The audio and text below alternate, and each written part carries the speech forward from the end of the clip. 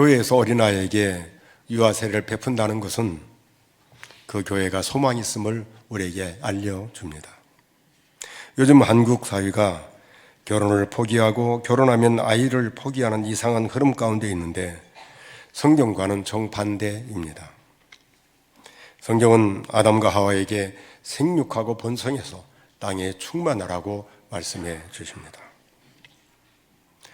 예수 믿는 젊은이들은 그러기 때문에 배우자를 위해서 기도하고 그리고 아름다운 믿음의 가정을 이룰 수 있도록 하나님 앞에 기도해서 생육하고 번성하는 그런 가정과 가문을 이루어야 됩니다.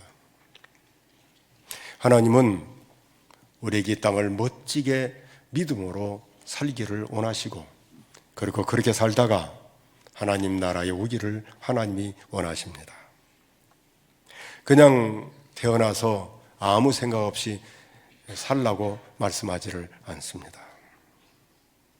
하나님께 택함 받은 백성은 하나님 나라의 백성인 것을 늘 마음에 담고 하나님 나라 백성답게 멋지게 사는 것입니다. 성경을 보면 하나님께서 우리를 창세전에 선택했다고 말해줍니다. 선택한 이유가 뭐냐 물어보니까 성경이 말해요. 사랑이기 때문이라고. 그 기쁘신 뜻대로 우리를 예정했다라고 말해줍니다. 신자는 하나님의 사랑의 대상입니다. 신자는 하나님께서 창세전부터 너무 기뻐서 선택받은 하나님의 사람들입니다. 여러분 이걸 믿습니까? 에베소 1장 3절에서 5절에 보면 이 부분을 이렇게 말해주는데 우리 같이 한번 읽어보겠습니다. 찬송하리로다. 하나님 곧 우리 주 예수 그리스도의 아버지께서 그리스도 안에서 하늘에 속한 모든 신령한 복을 우리에게 주시되 곧 창세전에 그리스도 안에서 우리를 택하사 우리로 사랑 안에서 그 앞에 거룩하고 흠이 없게 하시려고 그 기쁘신 뜻대로 우리를 예정하사 예수 그리스도로 말미암아 자기의 아들들이 되게 하셨으니 아멘. 맞아요. 하나님께서 하나님이 기뻐하셔서 우리를 하나님의 아들들을 삼으셨다고 말해 줍니다. 성경을 보면 어린아이가 태어나면 믿음의 가정은 모두가 다 유아 세례를 하나님께 바칩니다. 구약은 어린아이가 태어나면 8일 만에 할례를 거행합니다. 할례를 거행함으로 말미암아 이 아이가 하나님의 아들이라는 그런 징표를 그 몸에 가지게 됩니다. 무엇으로 하나님의 사람인가를 입증하냐면 바로 이 할례로 입증한다고 말해줍니다. 누가 이런 할례를 받습니까? 믿음의 부모의 자녀가 이 할례를 받습니다. 믿지 않으면 할례 받을 수가 없어요. 유아 세례 마찬가지입니다. 부모가 예수 믿는 그 자녀에게 유아 세례를 바칩니다. 부모의 믿음을 보고 그리고 부모가 하나님과 서약해서 그것으로 하나님께서 인정해 주셔서 자녀에게 유아 세례를 바치는 거라 이 말입니다. 부모와 자녀는 밀접한 관계를 가집니다. 부모 없이 자녀들은 낳을 수도 없지만 살 수도 없습니다. 여러분, 믿음의 부모의 그 자녀들이 얼마나 아름답습니까? 유아 세례는 부모가 이제부터는 내가 내 자식을 믿음으로 키우겠습니다 약속하는 것입니다. 이 어린아이 철부지 아무것도 모르는데 제가 모든 걸 책임지겠습니다. 그 맹세예요. 그 서약입니다. 하나님 앞에 아이를 대신해서 고백하는 거라 이 말입니다. 신앙의 고백이죠. 그러니까 믿음의 부모의 고백이 이 아이를 살리는 거예요. 믿음의 부모가 아니면 이 아이를 살릴 수 없다 이 말이죠. 세례는 그러기 때문에 두 가지 증표가 있는데 하나는 큰 증표, 하나는 일반적인 증표입니다. 큰 증표라는 것은 하나님께서 하신 증표예요. 그 뭐냐면 세례를 받음으로 말미암아 하나님께서 내가 이제 이 아이를 은혜의 계약 가운데 아들로 삼겠다, 딸로 삼겠다는 큰 증표라 이 말입니다. 하나님께서 내가 이 아이를 이제 은혜의 계약 가운데 있는 아이로 삼겠다. 이게 큰 증표예요. 그 다음에 일반 증표는 사람이 하는 서약입니다. 이 아이는 스스로 말씀을 공부하고 생각할 수 있을 만큼 그게 크지 않습니다. 그렇기 때문에 나와 이 아이는 운명의 공동체로서 하나님께서 내게 맡기신 이 아이를 내가 의무를 충실히 감당해서 이 아이를 믿음으로 키우겠습니다.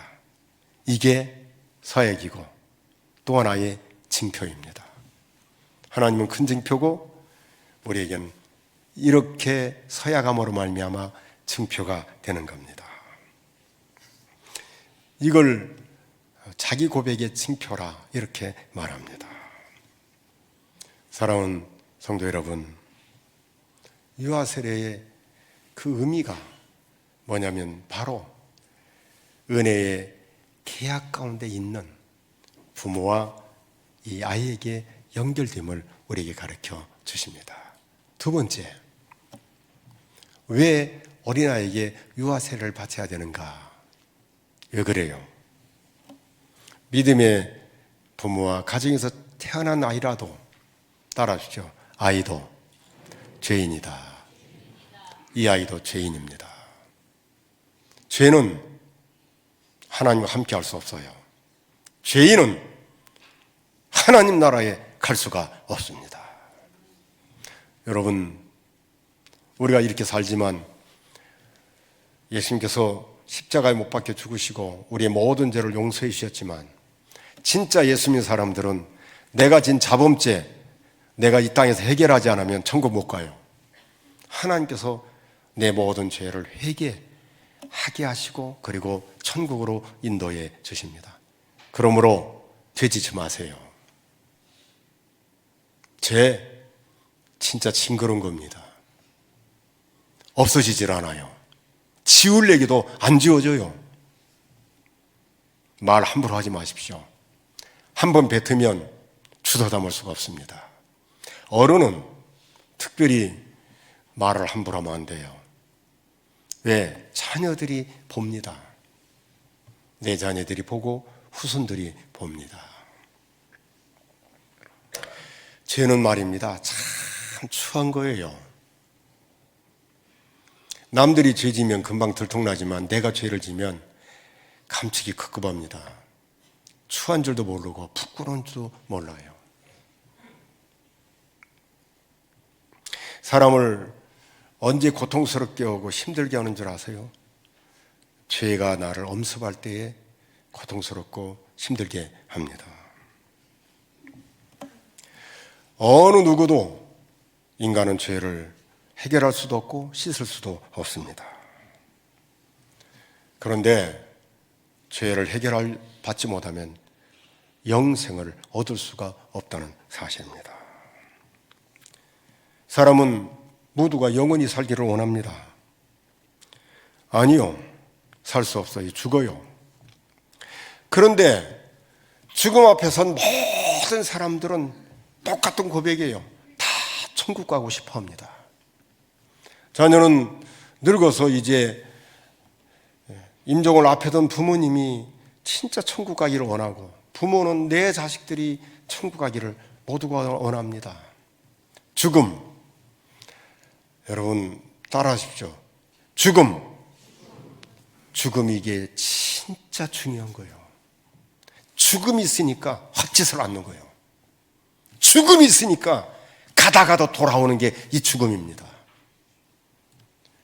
여러분, 인간은 죽고 끝나지 않아요. 죽고 난 뒤에 세계가 기다리고 있습니다. 예수 믿고 죄 용서 받고 영생 얻은 사람은 영원한 하나님 나라에 들어가지만 예수 믿지 않고 죄 용서받지 못한 죄인들은 불도 꺼지지 아니하고 사람마다 불러서 소금치듯 함을 받는 뜨거운 지옥불에 들어가게 됩니다. 여러분, 안 죽어봐서 모르잖아요. 죽음이 얼마나 무서운 줄 아세요? 죽음은 사람들이 무서워할 뿐이지 진짜 무서운 걸 몰라요. 그러니까 인생을 함부로 살고 방자하게 사는 거예요. 아니요. 인생은 너무 아름답고 소중하게 살아야 하는 게 이게 인생이요. 하나님 우리로 이 땅에 살면서 그렇게 아름답고 믿음으로 살라고 우리에게 가르쳐 주십니다. 모세 120살입니다. 눈도 휘어지지 않았어요. 힘이 여전히 똑같은데 하나님이 사명이 끝나는 그날 가나안 땅을 바라보게 하고 그리고 하나님께로 인도해 갑니다. 여러분, 천국이 얼마나 아름다운지 아십니까? 죽은 자들이, 예수 믿고 죽은 자들을 편안하게 안식을 누리게 하는 게 하나님 나라입니다. 마태복음 17장에 예수님께서 변화되었을 때에 모세가 등장해요. 그리고 엘리야가 등장합니다. 그들이 어디에 있었단 말입니까? 수천 년 동안 그들이 어디에 있다가 이렇게 나타난단 말입니까? 놀라운 일은 그 천상에서 이 땅에 이루어지는 일을 말해요. 예수님과 대화합니다. 예수님, 이제 십자가 지실 날이 얼마 안 남았네요. 그래, 얼마 안 남았다. 누가 물어봐요? 모세와 엘리야가 물어보는 거예요. 그리고 예수님이 대답합니다. 예수님 사람들 진짜 복받은 것 여러분 잊지 마십시오. 하나님께서 우리를 그렇게 인도해 주십니다. 죄는 단절이요. 그런데 성경이 우리에게 말해줍니다. 죄의 삭은 사망이요 하나님의 영광이 이르지 못한다고 말합니다. 로마 3장 23절인데 우리 한번 같이 한번 읽어보겠습니다. 모든 사람이 죄를 범하였음에 하나님의 영광이 이르지 못하더니. 그런데 이런 우리의 모든 죄를 하나님께서 예수 그리스도에게 모든 죄를 담당하겠다라고 말해줍니다. 이게 구약에부터 나와요. 이사야 53장 5절 6절인데 우리 한번 크게 읽어보겠습니다. 그가 찔림은 우리의 허물 때문이요 그가 상함은 우리의 죄악 때문이라. 그가 징계를 받음으로 우리는 평화를 누리고 그가 채찍에 맞음으로 우리는 나음을 받았도다. 우리는 다 양 같아서 그릇 행하여 각기 제 길로 갔거늘 여호와께서는 우리 모두의 죄악을 그에게 담당시키셨도다. 아멘. 그런가 하면 로마 4장 25절에 보면 우리의 범죄함 때문에 예수님 내어주고 우리를 의롭다 하기 위해서 살아나셨다 그렇게 말해주는데 우리 같이 한번 읽어보겠습니다. 예수는 우리가 범죄한 것 때문에 내줌이 되고 또한 우리를 의롭다 하시기 위하여 살아나셨느니라. 아멘. 그런가 하면 베드로전서 2장 24절에 보면 더 구체적으로 말씀해 주시는데 우리 같이 한번 읽어보겠습니다. 친히 나무에 달려 그 몸으로 우리 죄를 담당하셨으니 이는 우리로 죄에 대하여 죽고 의에 대하여 살게 하려 하심이라. 그가 채찍에 맞음으로 너희는 나음을 얻었도다. 아멘. 여러분, 예수님께서 우리를 위해서 십자가 지시고 우리의 모든 죄를 친히 담당하셨다고 말씀해 주십니다. 죄인은 죽습니다. 예쁘고 사랑스럽고 눈에도 아프지 않을 그런 아이라 할지라도 죄인이기 때문에 죽습니다. 그렇기 때문에 유아세를 바쳐야 됩니다. 이 아이의 생명의 주인이 우리 주님 예수 그리스도이시기 때문입니다.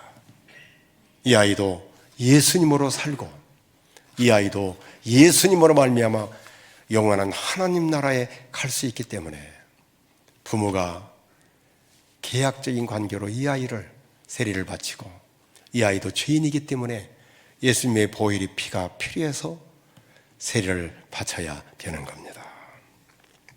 그러므로 이 아이를 키울 때 우리는 알아요.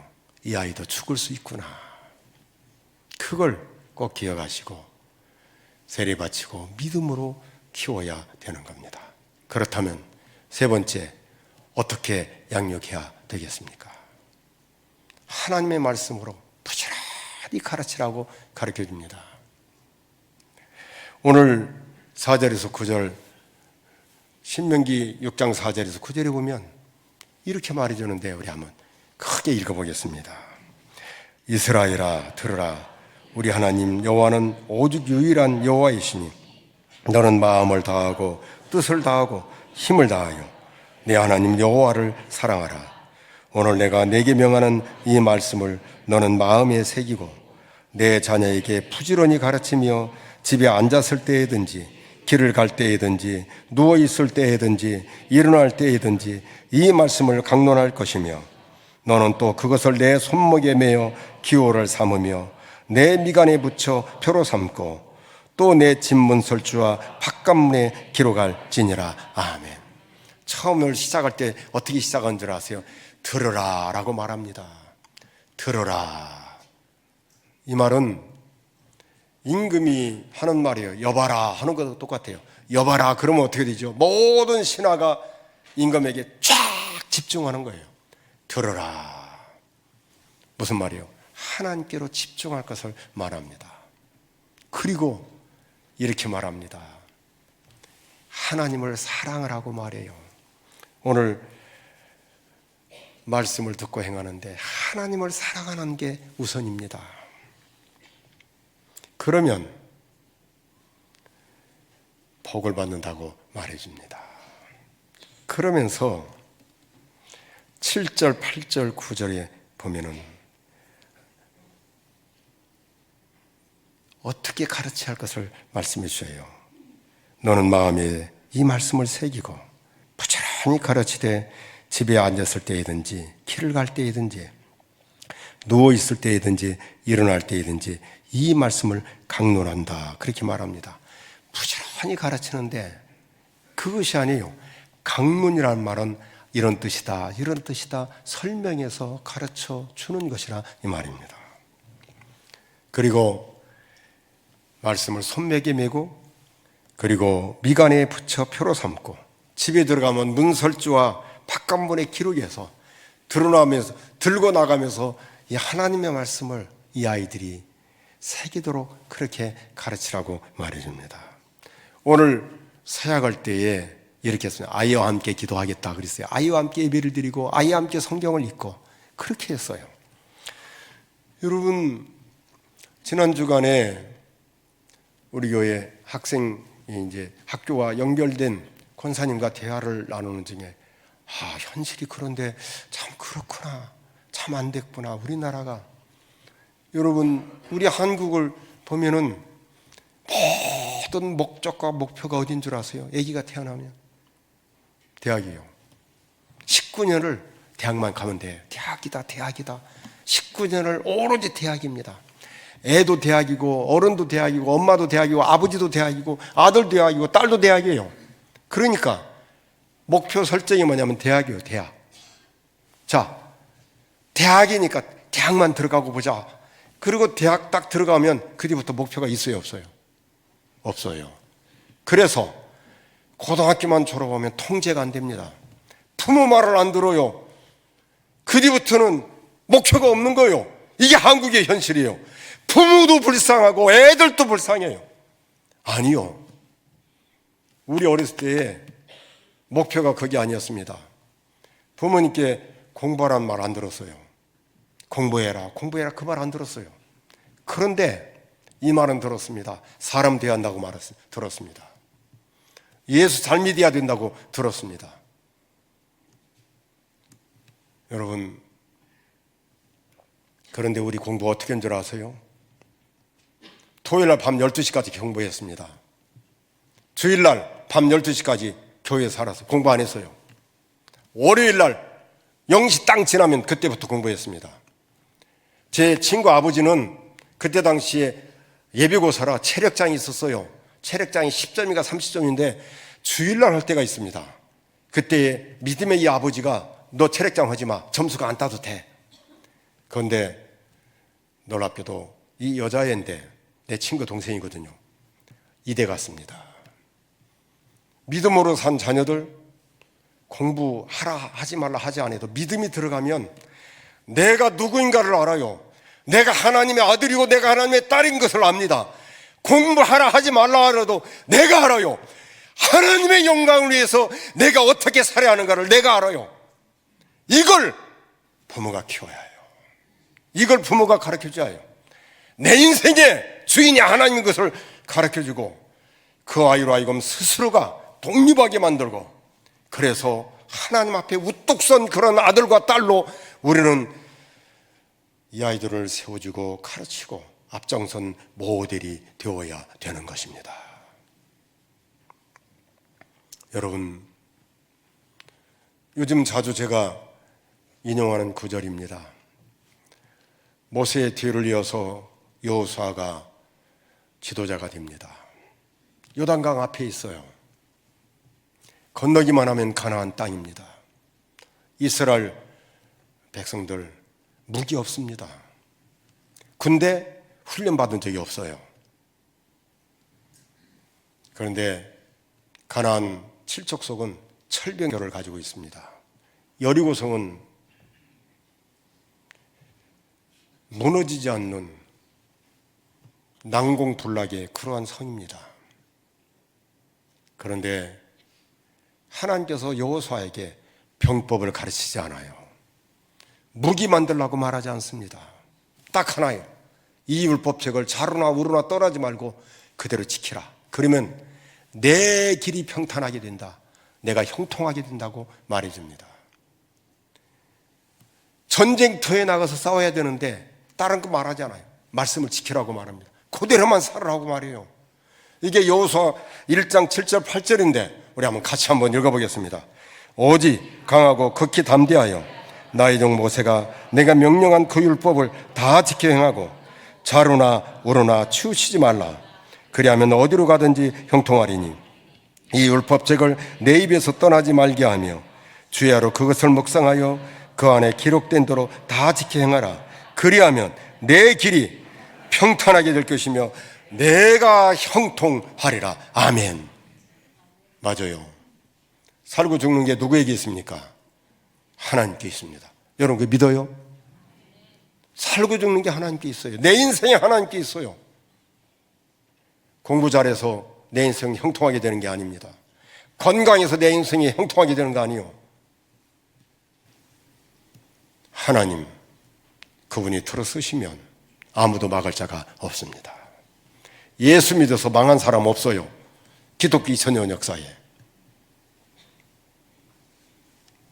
제 모교에서 아이들 가르칠 때 열심히 가르쳤습니다. 그 가르치던 애들 중에 모교의 장로들 벌써 걔들도 이제 60대가 됐네요. 많죠. 어렸을 때 보면은 별 볼 일 없이 보입니다. 교회도 안 나오니까, 안 나오고 늦으니까 가서 기다렸다가 데려오고 그런 애들이 믿음으로 자라서 멋지게 믿음의 가정을 이룹니다. 여러분, 예수 믿어서 망한 사람이 없어요. 예수 믿어서 인생 잘못된 사람이 없습니다. 유아 세례, 이 아이들이 은혜의 계약 관계에 있음을 꼭 기억하시고 이 아이들도 죄인인 것을 꼭 기억하시고 앉든지 서든지 집에 있었든지 밖에 걸어가든지 말씀을 부지런히 가르쳐서 이 아이들이 우리보다 훨씬 더 나은 이 시대에 믿음의 인물들로 키우는 우리 교회와 저와 여러분들이 되기를 바랍니다.